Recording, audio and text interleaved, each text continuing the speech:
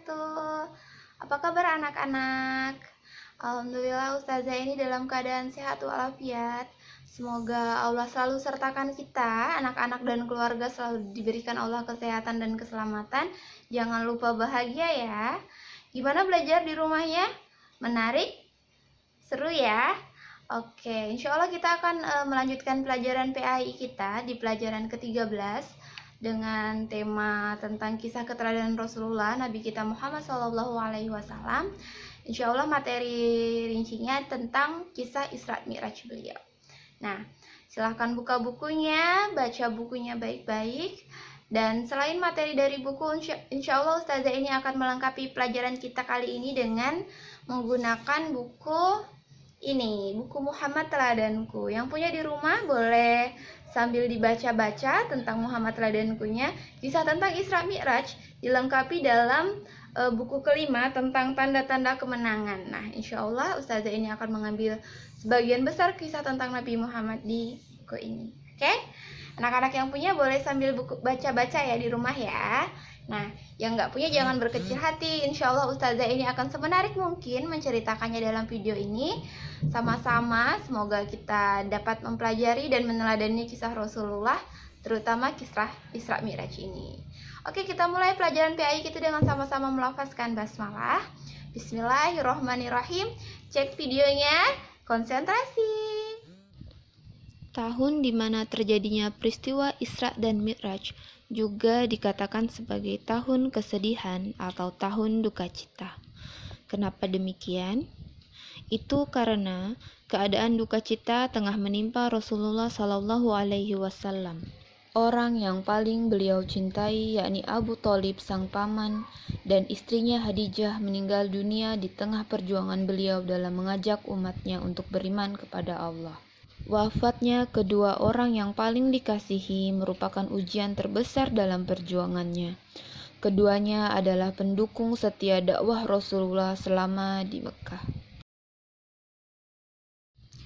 Sepeninggal Abu Thalib, Abu Lahab terpilih sebagai ketua Bani Hashim. Segera setelah ia terpilih, Abu Lahab menyatakan melepas perlindungannya terhadap diri Rasulullah SAW dengan pemberian pengumuman secara terbuka di pasar Uqas dan di Ka'bah. Ini adalah tindakan yang amat kejam, sampai-sampai Rasulullah sempat meminta perlindungan dari keluarga selain Bani Hashim.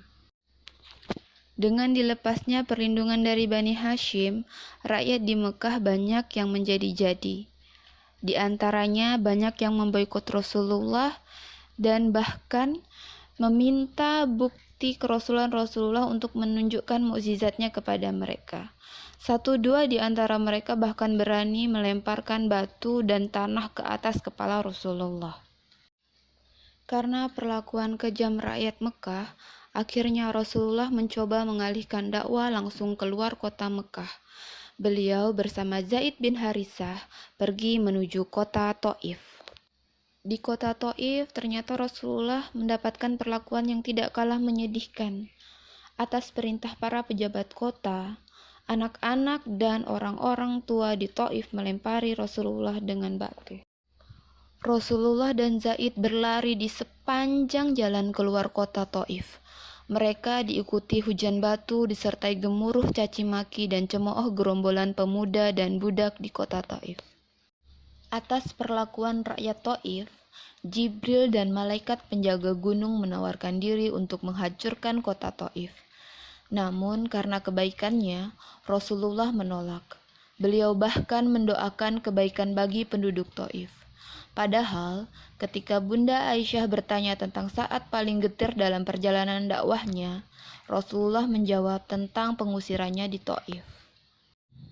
Nah, itu kisah pendahuluan peristiwa Isra dan Mi'raj. Anak-anak mau tahu kisah selanjutnya dari Thaif. Nah, kan Rasulullah dicabut perlindungannya sama Abu Lahab. Apa yang terjadi? Apakah Rasulullah berani kembali ke Mekah? Nah, ternyata Rasulullah berani kembali ke Mekah karena ada suku yang berani memberikan jaminan perlindungan kepada Rasul. Ternyata Al-Mudhim bin Adi berani memberi perlindungan kepada Rasulullah sehingga akhirnya Rasulullah kembali ke Mekah. Nah, Setelah peristiwa yang sangat menyedihkan di Taif itu, akhirnya Rasulullah kembali ke Mekah dan mendapatkan perlindungan. Beliau menjalankan keseharian beliau seperti biasa. Nah, anak-anak kenal kan sama Bunda Aisyah? Iya, Bunda Aisyah yang lagi terkenal lagunya itu. Nah, Putri Abu Bakar, setelah Rasulullah kembali dari Taif, ternyata Rasulullah menikahi Siti Aisyah yang merupakan putri dari Abu Bakar. Nah, silahkan simak videonya. Jangan lupa diteliti. Nanti di akhir video Ustazah ini akan memberikan tugas yang akan dijadikan kuis kita selanjutnya untuk pertemuan minggu depan. Oke, semangat! Banyak pendapat ulama berkenaan dengan tanggal pastinya kapan terjadinya peristiwa Isra Mi'raj tersebut. Namun, sebagian besar ulama sepakat bahwa malam Isra dan Mi'raj terjadi pada suatu malam tanggal 27 Rajab, tepatnya 10 tahun setelah Rasulullah SAW menerima wahyu kenabiannya. Isra Mi'raj adalah perjalanan yang dilakukan oleh Rasulullah SAW dalam satu malam dari Masjidil Haram ke Masjidil Aqsa Baitul Maqdis. Kemudian dilanjutkan menuju langit ke Sidratul Muntaha untuk menerima wahyu dari Allah Subhanahu wa Ta'ala. Pada suatu malam yang hening, malaikat Jibril mendatangi Rasulullah. Wajahnya putih berseri dan berkilau seperti salju. Demikian heningnya saat itu sampai tidak terdengar suara burung malam, gemercik air, dan siulan angin. "Hai orang yang sedang tidur, bangunlah," sapa malaikat Jibril. Rasulullah terbangun. Saat itu beliau sedang tidur di rumah sepupunya Ummu Hani binti Abu Thalib. Jibril membawa buruk ke hadapan Rasulullah. Buruk adalah hewan yang bentuknya lebih kecil dari kuda tetapi lebih besar dari keledai, dengan sayap di kedua sisi tubuhnya. Warnanya putih. Setiap kali ia melangkah, jauhnya sama dengan jarak pandang. Jibril membawa Nabi Muhammad menggunakan buruk. Setelah Rasulullah naik ke punggungnya, buruk pun meluncur seperti anak panah. Sedangkan Jibril terbang mengiringi dalam jarak yang sangat dekat. Mereka terbang melintasi padang-padang pasir menuju ke utara. Dalam perjalanan Isra, satu ifrit mengejar Rasulullah sambil membawa obor. Jin ifrit adalah sebangsa jin yang amat jahat. Jibril mengajarkan sebuah doa kepada Rasulullah yang membuat obor ifrit padam dan ifrit tersungkur jatuh. Anak-anak yang Ustazah sayangi, akhirnya Rasulullah tiba di Baitul Maqdis, Yerusalem, Palestina. Di atas Baitul Maqdis, Rasulullah bertemu dengan Nabi Ibrahim, Nabi Musa, Nabi Isa, dan ketika Nabi yang mulia itu ditemani nabi-nabi lain, Rasulullah kemudian memimpin sholat semua nabi dan Rasul itu. Setelah selesai sholat, dibawakan ke hadapan Rasulullah 3 buah bejana. Satu berisi khamar, satu berisi air, dan satu lagi berisi susu. Manakah yang akan diambil dan diminum oleh Rasulullah? Seketika Rasulullah mendengar sebuah suara berkata, "Kalau ia mengambil air, ia akan tenggelam dan begitu juga umatnya. Kalau ia mengambil khamar, ia akan tersesat dan begitu pula umatnya. Kalau ia mengambil susu, ia akan dibimbing dan begitu juga umatnya," kata suara tersebut. Oleh karena itu, Rasulullah mengambil bejana berisi susu dan meminumnya dengan menyebut nama Allah. Jibril pun berkata kepada Rasulullah, "Anda telah diberkati, dan begitu pula umat Anda, ya Muhammad." Setelah minum, Rasulullah dibawa naik sampai ke langit. Tangga itu dipancangkan di atas batu Yakub. Dengan tangga itu, Rasulullah naik ke langit yang berlapis 7. Setiap tingkatan langit dijaga oleh malaikat agar tidak ada syaitan yang bisa mencuri dengan rahasia-rahasia langit. Di langit pertama, Rasulullah melihat semua malaikat tersenyum, kecuali satu saja. Rasulullah heran, lalu bertanya kepada Jibril. Lalu Jibril menjawab, "Itu adalah malaikat Malik, malaikat penjaga neraka." Rasulullah bertanya lagi kepada Jibril, "Bisakah engkau memerintahkannya memperlihatkan neraka kepadaku?" Jibril berseru, "Wahai Malik, perlihatkanlah neraka kepada Muhammad." Lalu Malik mengangkat penutup neraka dan api berkobar tinggi, sampai-sampai Rasulullah mengira bahwa ia akan membakar segalanya. Rasulullah segera meminta Jibril memerintahkan Malik untuk menutup segera kobaran api tersebut. Setelah itu, Rasulullah melihat seorang laki-laki sedang duduk melihat roh-roh manusia yang lewat di hadapannya. Jika roh yang lewat itu baik, ia akan mengucapkan selamat seraya berkata, "Roh yang baik datang dari tubuh yang baik." Jika yang lewat itu roh yang buruk, wajah laki-laki itu jadi keruh sambil berkata, "Roh yang jelek datang dari tubuh yang jelek." Kemudian Rasulullah berkata, "Wahai Jibril, siapa laki-laki itu?" tanya Rasulullah. Jibril menjelaskan bahwa itu adalah Nabi Adam yang sedang menilai roh-roh keturunannya. Roh yang beriman membuat Nabi Adam gembira, sedangkan roh yang kafir dan murtad membuat beliau kesal dan murung. Setelah berjumpa dengan Nabi Adam, Rasulullah melanjutkan perjalanannya bersama Jibril. Beliau melihat orang-orang berbibir seperti bibir unta. Di mulut mereka ada potongan api berbentuk batu yang mereka telan lalu keluar lagi lewat duburnya. Kemudian ditelan lagi, begitu seterusnya. Rasulullah heran dan bertanya kepada Jibril, "Siapakah mereka ini?"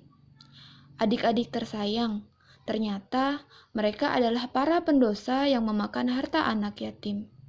Setelah itu, beliau melihat orang-orang seperti keluarga Fir'aun. Perut mereka membesar, sedangkan serombongan unta menginjak-injak perut mereka. Orang-orang itu tidak mampu lagi menghindar. Nabi bertanya lagi, "Siapakah orang-orang ini?" Ternyata orang-orang itu adalah para pemakan harta riba.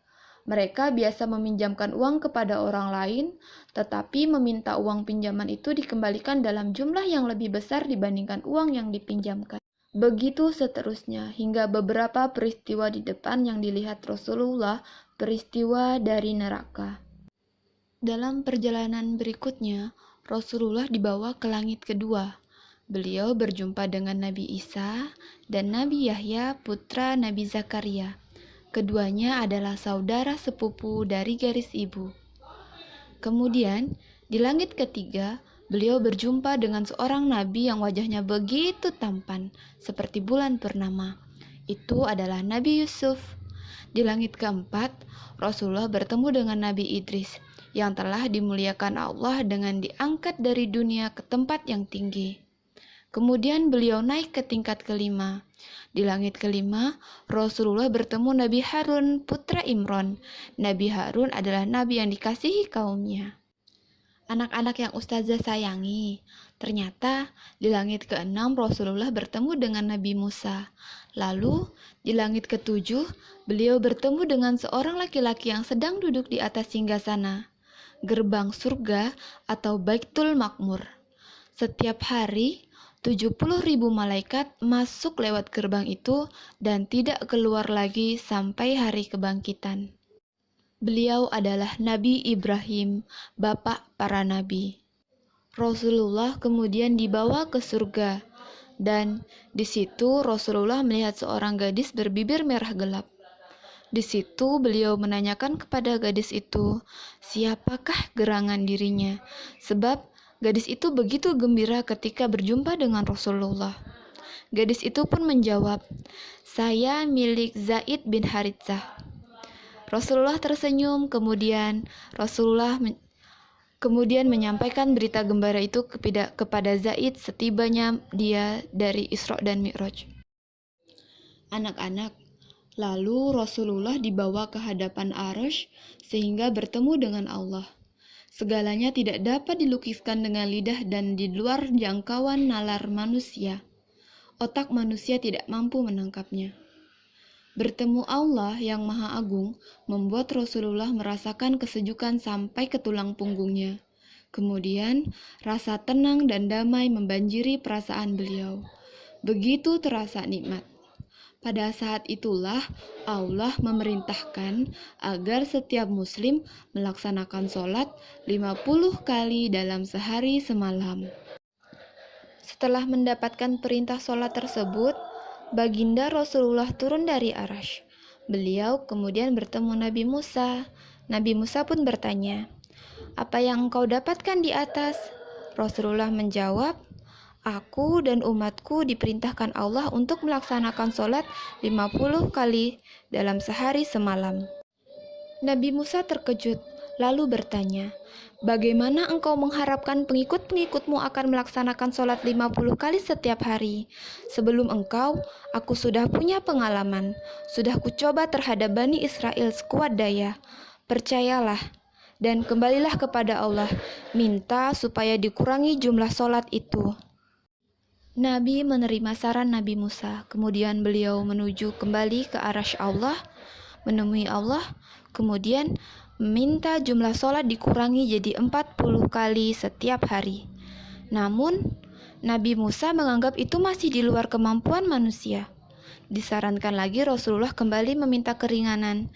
Demikian beberapa kali Rasulullah bolak-balik menemui Allah, sampai akhirnya jumlah sholat ditetapkan menjadi 5 kali dalam sehari semalam. Kemudian Rasulullah kembali ke bumi dengan menuruni tangga. Buraq pun membawa Rasulullah kembali ke Mekah. Apa yang akan dikatakan orang jika Rasulullah menceritakan Isra Mi'raj ini?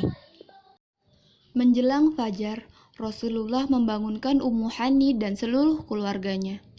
"Oh Ummu Hani," sabda Rasulullah, "seperti engkau maklum, semalam saya sholat malam terakhir bersama Anda. Kemudian saya ke Baitul Maqdis dan sholat di sana. Barusan ini kita sholat subuh bersama." Rasulullah kemudian bangkit, meninggalkan Ummu Hani yang masih terperangah.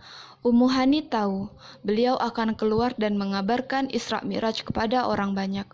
Rasulullah berdiri dan berjalan ke pintu begitu cepat, seolah-olah tidak sabar lagi untuk mengabarkan perjalanan ini. Padahal beliau tahu apa akan dikatakan orang Quraisy yang selama ini memusuhinya. Namun semangat Rasulullah tidak menghalangi oleh hal-hal semacam itu. Saat Rasulullah SAW mengabarkan perjalanan semalam kepada umatnya, banyak sekali orang munafik yang mendustakan dan mengolok-olok Nabi. Mereka mengatakan Muhammad sudah gila, tukang sihir, atau semacamnya. Hanya sedikit umatnya yang percaya. Dan yang pertama kali menyatakan percaya dengan peristiwa Isra Mi'raj adalah Abu Bakar. Bahkan ada orang beriman yang murtad atau keluar dari Islam setelah mendengar cerita Nabi. Lagi karena cerita itu. Berkat sikapnya itulah Abu Bakar mendapat gelar Asy-Syiddiq yang artinya yang tulus hati, yang sangat jujur. Gimana kisah Isra Mi'rajnya Nabi? Seru kan?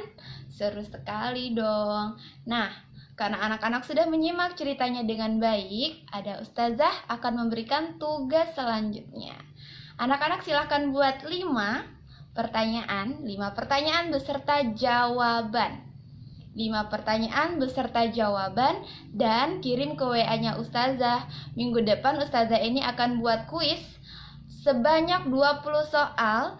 20 soal terbaik dari anak-anak ustazah ini akan masukkan, ustazah ini olah, dan akan ustazah ini jadikan kuis. Oke?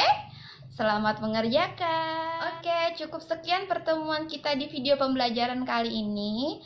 Semoga anak-anak mengerti dan paham atas cerita yang ustazah ceritakan barusan. Insya Allah kita akan bertemu lagi secepatnya di sekolah. Ustazah ini sangat rindu sama anak-anak.